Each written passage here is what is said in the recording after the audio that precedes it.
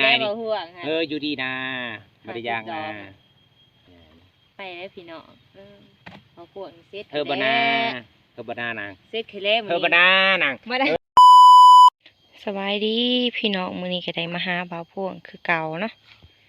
มาพอค่ะเห็นเพิ่นนั่งอยู่หันเนาะพี่น้องนั่งเงาง้อยอยู่เนาะเฮ็ดอีสางอยู่หันอยู่ผู้เดียวอีกเลยอยู่ผู้เดียวบ่จักหันเนาะลูกไปไสล่ะฮะ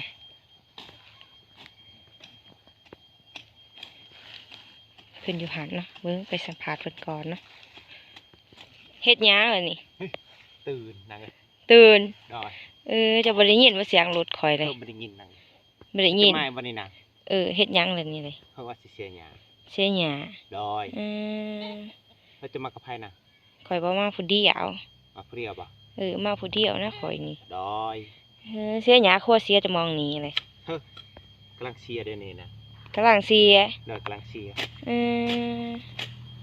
ดูนอกมื้อนี้เนาะได้ดูนั่นดูเป็นพิเศษเด้บ่พวกนี่เด้ได้ลูกไปไสเลยคือว่าบ่เห็นเฮ้ยนางมันนอนได้ลูกก็นอนแล้วเนาะได้สิเสียเบิดมื้อเลยว่ามื้อนี้นี่เพราะว่าเสียเบิดมื้อแล้วนะทำไปแล้วมันแล้วได้เขาจะมาก็เช้าแล้วนะใครมาก็เช้าได้สัมภาษณ์ก่อนเนาะได้ไผปลูกสาลีกระโปนหันเจ้าบ่เมียเฮาเมียเจ้าเมียเจ้ามาแล้วบ่ยังมันอันแรกเขากินหอย่างขึ้นมาได้บ่ไปนำบ่เมียเจ้าฮะเขาบ่นำดอกมันเมื่อหายแม่ได้โทรหาอยู่บ่เลยมันโทรมาเอาขึ้นบ่ได้มื้ออื่นมื้อหื้อจะได้มันสิมาบ่ได้คันบ่มานี่เสียเคยแล้วเจ้านี่สิว่านานตียามใดนางมันยังเกี่ยวเข่าบ่ได้ยามใดกับเมียบ่มาคอยแล้วสิจัดการบ่พวกนั่นแหละเขาคิดฮอดคิดฮอดคิดฮอดอีนางคอยมานำคู่มือนี่มาอยู่นำคู่มือบ่คิดฮอดบ่เลยคอยเจ้าคิดฮอดดอกนางจะมาขมุกขมือเนาะได้ถ้าคอยบ่ได้มาคิดฮอดคอยอยู่บ่ได้คิดฮอดบ่เขาคิดฮอดแล้วคิดว่าบ่คิดฮอดซะดอกน้อยใจแล้วข่อยมาหาคู่มือเพิ่นว่าบ่คิดฮอดฮอดทะเลน่ะไปลมกันเนาะลมอยู่ไสน่ะอยู่ไสก็ได้นะ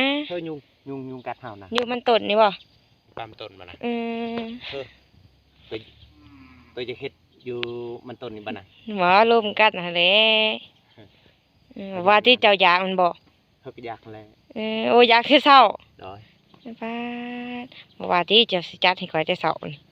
อยู่ว่าจะเรื่องจัดอีนางเจ้าเองว่าเขาว่าลมอยู่นี่ปลามันต้นนี่มัน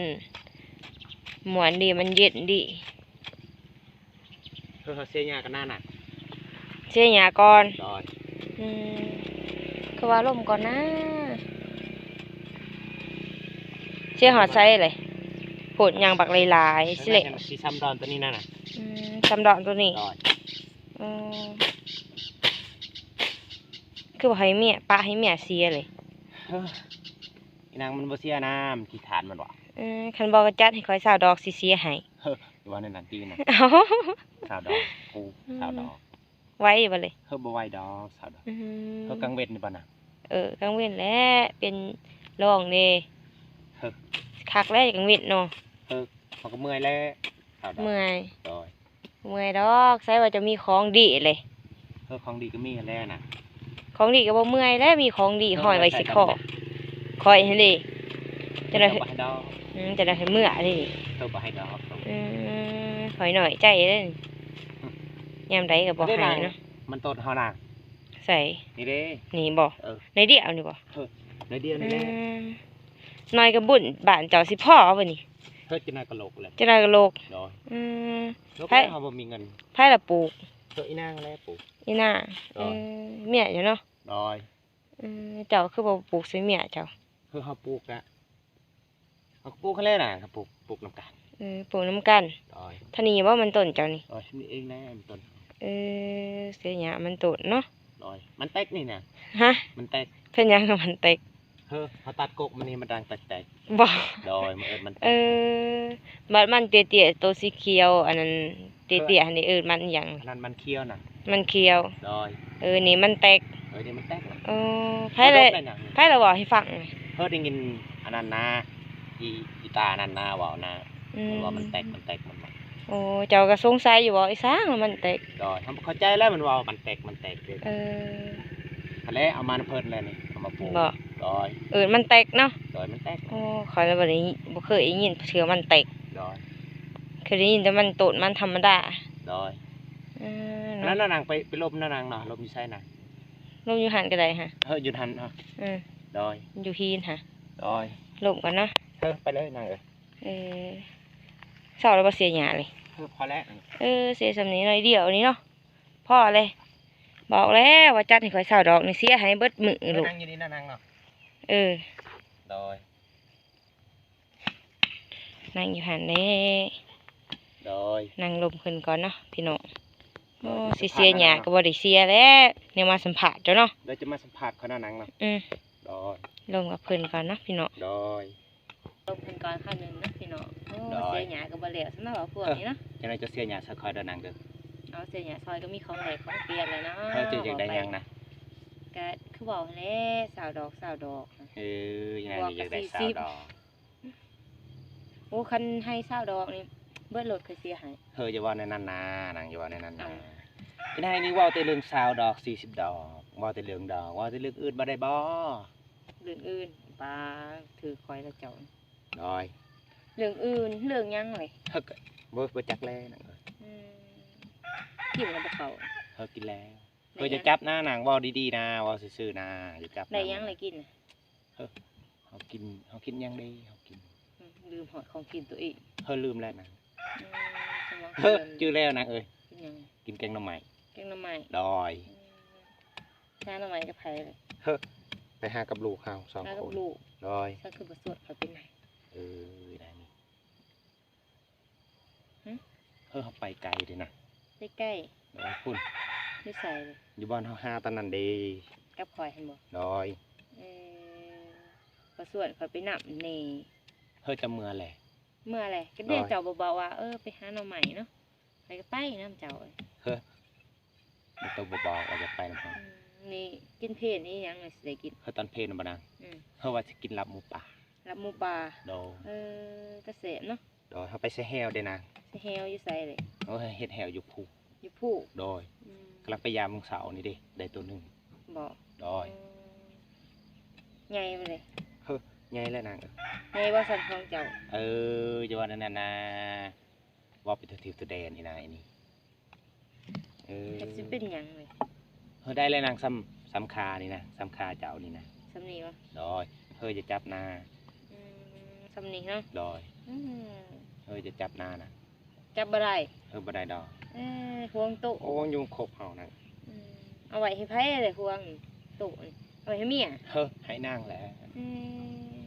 ใครอยากได้คือกัน โดย อาบด้วยบ่น้ เฮ้ยอาบแล้ว ำเมนบ่ เฮ้ยจะจับนานะ ขันบลังบ่ขันบ่ขัน เฮ้ย เสือ เฮ้ยก็คันทะเล ขันเมืองใดบอกน้องเบิ่งดู เฮ้ยอยู่ดีนานางอยู่ดีนา ขันเมืองใดเลย ไอ้นายนี่ น่าสิเก่าให้ อยู่ดีนาเห็นนางมันเห็นนา จักหน่อยฝนตกเลย เฮ้ยบ่ตกดอก ฟ้าครึ้มอยู่เนาะพี่น้อง ตกนางเอ้อ ตก ตก แท อะ นฝนเลยบ่ ตกเขาก็เขาตูบเฮา ประตู โดย ใส่ขันลงยาเศร้าเลยบ่ขัน เฮ้ยเช้าแล้วนะ เศร้าเลย โดยเฮ้ยจะสิกินบ่นางหลับหมูปลานำเขา กินแล้วเฮ็ดให้กินบ่ โดยตอนเพศเจ้าเฮ็ดให้กินได้เด้อนางเด้อ ฮะ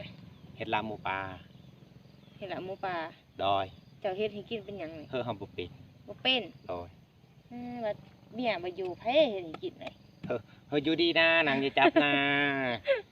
โอ้เฮ็ดเลยเลย จับก็บ่ได้เนาะ เฮ้ยจับบ่ได้ พว ดอก นี่เนาะ จับดอก ห่วงตู้เนาะ ไอ้นายนี่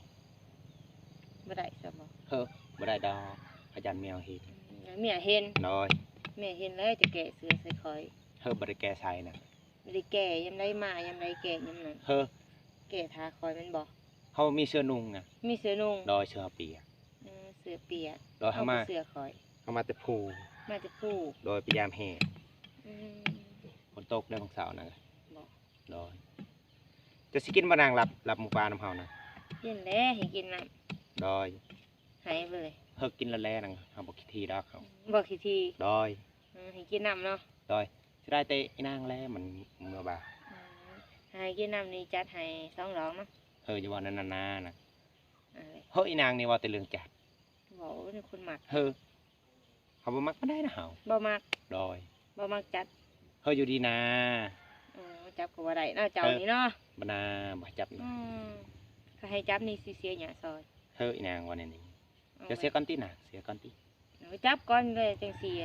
ว่าไปเลยนาง เป็นบ่นี่เมื่อยดิ บ่นานะอยากจับโลเลย น้อยใจแล้วข่อยเนาะเบาพวกบ่สนใจเถื่อก ระเซินแหลนั่น สนอยู่บ่ โดย สนหัวเฮ็ดคือบ่สนแหละ หอยยันอีนางมันเห็น ไหนน่าเห็น โดย แม่จะปริมาใส่สิได้กิน ยันเห็นนาน่ะ อ๋อเบิ่งแผ่นี่อยากเห็น อย่าเห็นนาน่ะจะจับนา จับก็ว่าได้ อยู่ดีๆนาน่ะ พวกนี้เนาะ อย่าตบนาเจ็บนาไอ้นายนี่เฮ็ดเป็นตะหยาดแท้ ขอบ่ได้บ่สาวดอกนี่บ่พวกนี่ อีนายนี่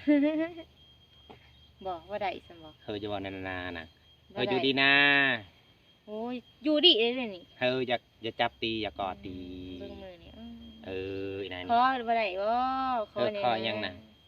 จัด คอยจะตัวจะจัด ๆ กลางเวทนาน่ะ ฮะ กลางเวทนาก ลางเว้นแลดีสิขอจัดกลางเว้นนี่สาวดอกเนาะ อีนายนี่ว่าไปเลยว่าไปทิศเดย์ เอาขอก็บ่ได้ ดอยบ่ได้ดอกกลางเวท หันแลดีขอแห่งมักมันแจ้งดีเนาะ ว่าไปเลยอีนายนี่ เอาขอบ่ได้ซั่นบ่ จะเฮ็ดอันนาน่ะ สาวดอกเนาะจักหน่อยเนาะ จะเฮ็ดอันนามันบ่จบ จักหน่อ นาย พาไปเลยนี่ อีนายนี่ว่าไปเลย เนาะจัดเลยเนาะ กลางเวทนาน่ะ กลางเว้นเสกๆนี่แหละ กลางเวทก็จะจัด สาวดอก บ่นายายนางมาเห็นนา ฮะ ยันนางมันเห็นนา สิเห็นในใสเมีย มือนาอยู่ดีนา เมียบ่ได้มาใส่สิได้เห็นไปนะ เฮากระยานได้นะยานเมียวเห็น ยามเมียเห็น ดอย เอาข่อยบ่งะบ่รู้ว่าได้จ้ะ ก็งามมันแล งามไปจังได๋ อีนานี่ เนาะ ไปจัดลายน้ำเจ้าเลย ไปบ่โอ้จังไง อย่ากอดนาอยู่ดีนา จะสู้ข่อยนี่ เออ จะใส่สู้ข่อยมันบ่ บอดี้โซดา ได้สู้ โดย ว่าน่าจะสู้ข่อย อย่าเห็ดนานะ เบิ่งค่ะ นายเก็บไปเลยดอย ไปบ่เลย ไปก็ไปดี ไหวแท้เนาะ จะยางว่า นายนี่ บ่ห่วงค่ะ อยู่ดีนาไม่ได้ยางนาอย่างนี้ เ บอกไปเล ห็ ย นบินบ่ฝนตกเจ้าบ่ไปอีกเนาะ50เลยเนาะไปแล้วพี่น้องเอาพวกเซ็ต บานา